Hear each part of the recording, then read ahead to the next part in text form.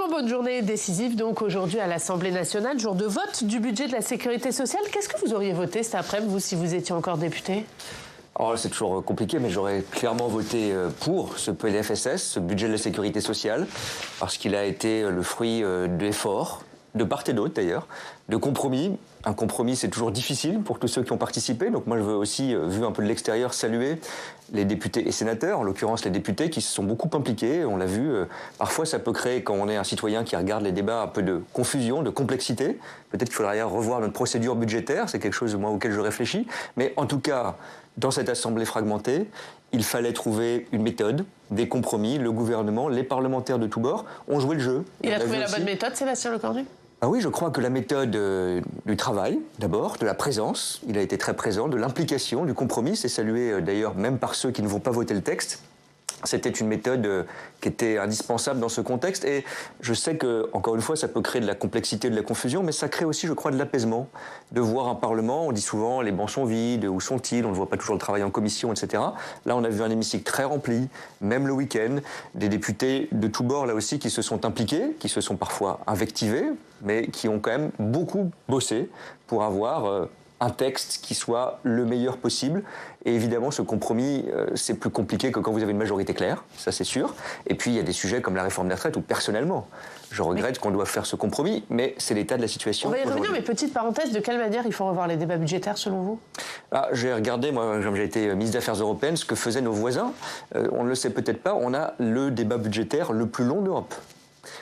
Entre la navette parlementaire entre les deux chambres, c'est bien normal, mais avec des heures et des heures de débat, parfois tard le soir et la nuit. Alors, tout le monde peut dire que c'est le boulot des parlementaires de bosser, bien sûr, mais je ne pense pas que ce soit rendre service à la démocratie que d'avoir des moments de grande fatigue, des moments où on enchaîne des centaines d'amendements. Et puis, il y a un sujet aussi qui me tient beaucoup à cœur, maintenant que je dirige une institution d'évaluation, comme le Haut Commissariat à la stratégie au plan, c'est qu'il y a beaucoup d'amendements sur lesquels il n'y a pas du tout de chiffrage. Il n'y a pas du tout d'évaluation. On l'a vu sur l'impôt sur la fortune improductive.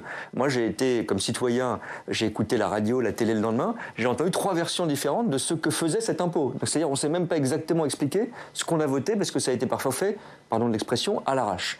Donc il faut qu'on ait, je pense, parfois une journée ou deux pour évaluer un amendement, surtout quand il est fiscal, qu'il est important. Ça rassurera les entreprises, ça rassurera nos concitoyens. Et c'est possible d'avoir 24 heures de délai pour qu'il y ait, par exemple, pourrait le faire, ou d'autres organismes, une évaluation objective de l'impact ou du chiffrage d'un amendement.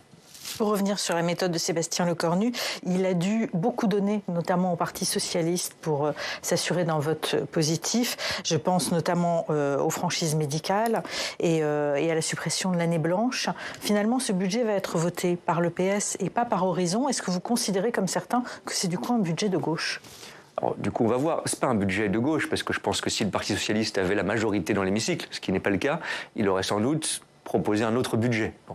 C'est un budget qui inclut effectivement des demandes ou des propositions du Parti socialiste. On va voir ce qui va se passer cet après-midi, avoir quelque chose quand même d'effectivement très intéressant, c'est qu'il y aura une large partie du bloc central qui votera pour, peut-être qui s'abstiendra pour une partie, vous avez cité Horizon, ce budget. Vous la comprenez, la position d'Édouard Philippe ? Je vais y venir, mais et des socialistes qui ne sont pas un parti du bloc central, qui ne sont pas un parti de la majorité ou du socle, qui va voter pour. C'est quelque chose d'inédit sans doute dans notre pays. Bon.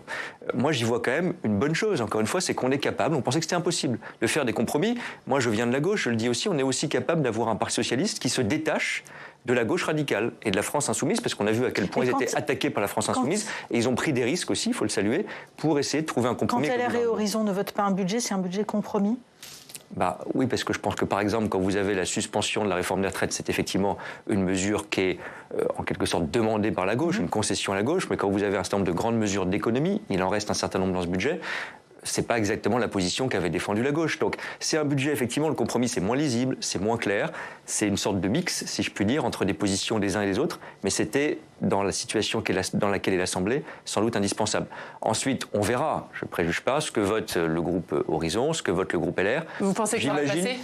J'imagine qu'il y aura des positions assez différentes au sein de ces groupes. Alors moi, je n'ai pas de boule de cristal, je souhaite que ça puisse passer.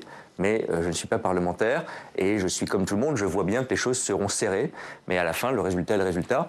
Et quoi qu'il arrive, il faudra avancer. Il y a encore un texte budgétaire qui est en discussion ici au Sénat, qui est le budget de l'État. Donc le marathon n'est pas fini.